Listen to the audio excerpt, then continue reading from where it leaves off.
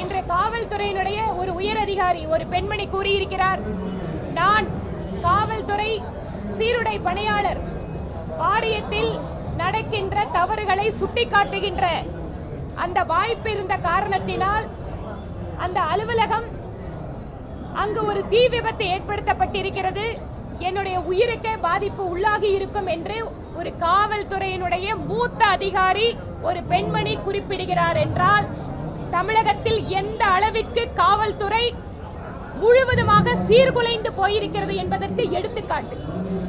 வழக்கமா அரசாங்க அதிகாரிகள் வெளியிலே சொல்ல மாட்டார்கள். ஆனால் அந்த பெண்மணி அந்த துயரத்தை தாங்க முடியாமல் எப்படி இந்த அரசு சீர்கேடான ஒரு அரசாக இருக்கிறது, தான் ஒரு காவல்துறை உயரதிகாரியிடம் கொடுத்த புகார் 6 மாத காலமாக விசாரிக்கப்படவில்லை என்பது எவ்வளவு மோசமான அவமானமான விஷயம். அந்த அவமானம் அப்படிங்கிறது இந்த தமிழக காவல்துறைக்கு மிகப்பெரிய களங்கத்தை கொண்டு வந்திருக்கிறது. காவல்துறையை கையில் வைத்திருக்கின்ற மாநிலத்தினுடைய முதலமைச்சர் உடனடியாக இது குறித்து நடவடிக்கை எடுக்க வேண்டும் எனவும் பாரதிய ஜனதா கட்சியின் சார்பில் கேட்டுக்கொள்கிறோம்.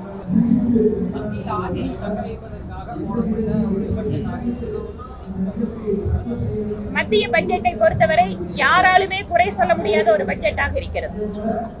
எதிர்கட்சிகளுக்கு சொல்வதற்கு ஒரு பாயிண்ட் கூட கிடைக்காமல் அவர்கள் தவித்துக் கொண்டிருக்கிறார்கள். அதாவது 3வது முறையாக ஆட்சிக்கு வந்திருக்கிறோம், இப்பதான் 1 வருஷம் கூட இந்த நிறைவடையில. அப்படி இருக்கும்போது ஆட்சியை தக்க வைக்கிறதுக்கு எதுக்கு பட்ஜெட் போடணும்? இன்னும் 4 வருஷம் நாங்க இருக்கோம்ல.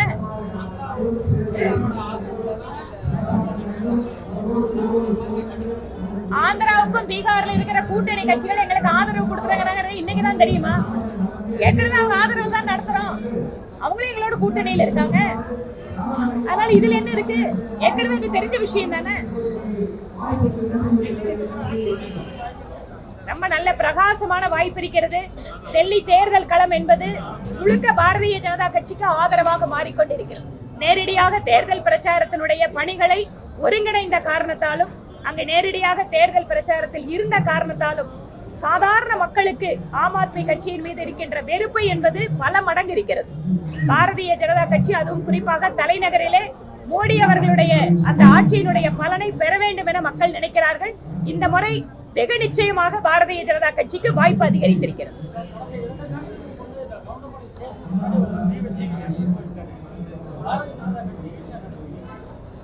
காவல்துறை அந்த விஷயத்துல எப்படி நடவடிக்கை எடுக்கங்கிறத பாக்குறோம்.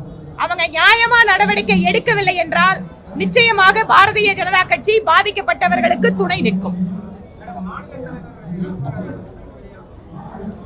மாவட்ட தலைவர்கள்லாம் 67 மாவட்டத்துல 66 முடிச்சாச்சு. இனி மாநில தலைவர் அப்படிங்கிற விஷயம் அப்படிங்கிறது எல்லாமே கட்சியினுடைய தலைமை எப்ப முடிவெடுத்து அடுத்த கட்டத்துக்கு நகர்றாங்களோ அப்ப உங்களுக்கு தெரிய வரும். இந்த மாற்றம் இருக்கா இல்லையாங்கிறதெல்லாம் நான் பதில் சொல்ல முடியாதுங்க. செய்திகளை உடனுக்குடனும் துல்லியமாகவும் தெரிந்து கொள்ள சப்ஸ்கிரைப் பண்ணுங்க.